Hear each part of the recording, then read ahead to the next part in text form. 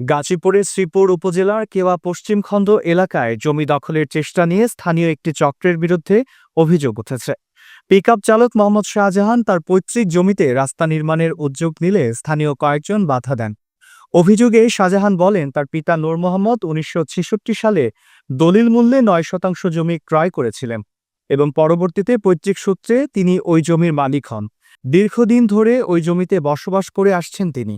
তবে অভিযুক্ত আব্দুল গফুর মোল্লা, মোহাম্মদ রুহুল তুষার, তুহিন সহ ৮ থেকে ৯ জন দেশীয় অস্ত্রশস্ত্র সহ জোরপূর্বক জমি দখল করার চেষ্টা করেন।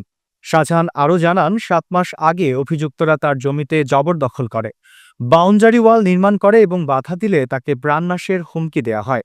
২১ মার্চ অভিযুক্তরা তার বাড়ির প্রবেশপথ কেটে ফেললে তার স্ত্রী মোসাম্মদ মমিনা বাধা দিলে অভিযুক্তরা তাকে গালিগালাজ ও হুমকি দেয়। ভুক্তভোগী শাহজাহান বলেন, অভিযুক্তরা তাদের বিরুদ্ধে ব্যবস্থা না নিলে আরও বড় ক্ষতির আশঙ্কা রয়েছে।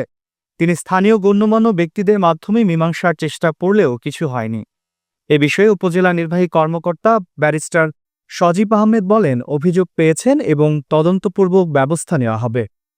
10টার সময় ভূমিদস্যু গফুর রুফুলের 2 ফুট 10টার সময় আমার বাড়িতে হামলা চালাইছে, রাস্তাঘাট কাটা লাইছে, বাড়ি ঢুকবার দেয় না। আজকে আওয়ামী লীগের আমল থেকে আমার চালাইতেছে এই পর্যন্ত অনেক যাবৎ, কিন্তু আমি বিচার শাসন ঠিক মতন কোনো কিছু পাই নাই। আইন আদালত থানা কিছু মানে না, কোর্ট কাছারি বলে তাদের পকেটে এই অত্যাচার শুরু করছে আমার উপর।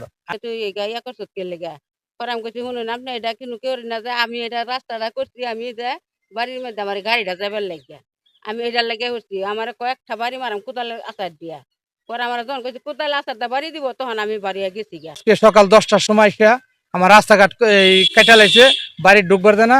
মেয়ে ছেলে করে হামলা টামলা এগুলো ডর বই দেখা হয়ে গেছে। তখন আমি কোথায় যাব, কি করব, আমি এখন কোনো রাস্তা খুঁজে পাইতাছি না।